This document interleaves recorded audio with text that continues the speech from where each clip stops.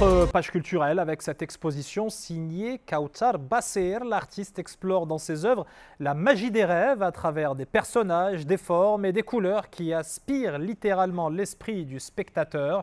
La lauréate de l'École supérieure des beaux-arts de Casablanca nous emmène aux confins de la frontière entre le monde des songes et celui de la réalité en se basant sur sa propre expérience des créations qui sont pour elle des véhicules de valeurs telles que la tolérance, la compassion ou encore le respect de l'environnement.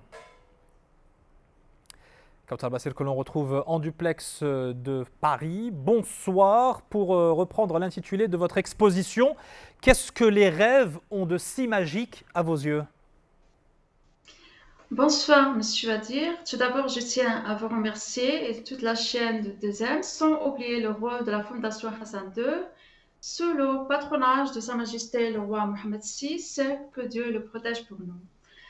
Donc, les rêves, pour moi, quelque chose de magique, car ils représentent un monde où l'imagination est libre de s'exprimer sans contrainte.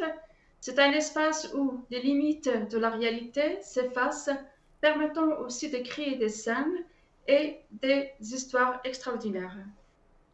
Comment est-ce que vous explorez l'univers des songes dans vos œuvres? Dans mes œuvres, j'explore l'univers des rêves en utilisant des éléments symboliques et oniriques tels que les couleurs vives, les formes abstraites et les motifs récurrents.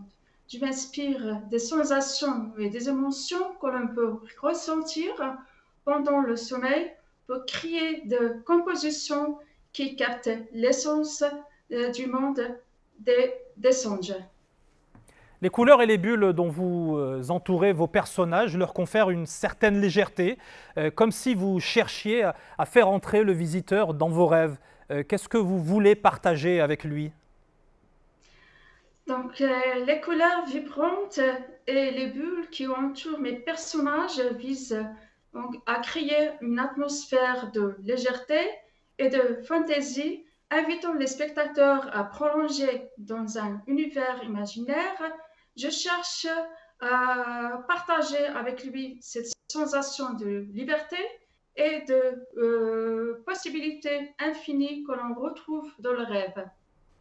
Vos œuvres sont également pleines de formes, de silhouettes et d'animaux, à l'image de ce chat qu'on va voir à l'antenne. Quelle symbolique vous avez voulu lui conférer?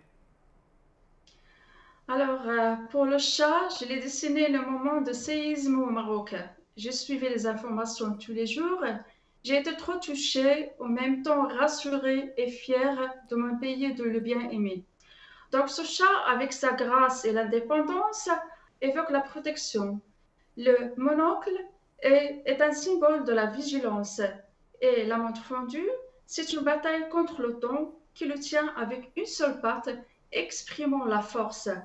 Même j'ai précisé l'heure de l'événement qui restera gravé dans notre mémoire. C'était à 23h11, on s'en souvient tous en effet. Après le monde des rêves, quel univers est-ce que vous aimeriez explorer dans le cadre d'une nouvelle série de créations, ou est-ce que vous voulez rester dans cet univers-là particulier? Je pense que je continuais dans le symbolisme pour exprimer mes émotions et mes souhaits en toute liberté, dans la frontière entre la réalité et le rêve. Et je pense que je vais défendre les valeurs humaines où je cherche à promouvoir la tolérance et l'acceptation, la compassion et l'empathie. J'encourage le respect de l'environnement et favoriser le bien-être collectif, reflétant ma vision d'une société harmonieuse et inclusive. Eh bien, merci En pour... effet, monsieur Wadir, mon prochain projet, c'est un voyage vers l'Italie. J'ai un travail collectif euh, entre 14 avril et le 22 à Biella, une petite ville à côté de Milan. C'est un travail avec mes collègues de l'École supérieure des beaux-arts. On va travailler sur une sculpture qui sera basée sur les produits de recyclage.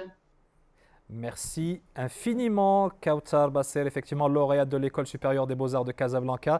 Et vos œuvres, vos dernières œuvres qu'on en a pu apercevoir à l'antenne, on peut les admirer à l'espace Rivage de la Fondation Hassan II pour les Marocains résidant à l'étranger jusqu'au 6 avril prochain.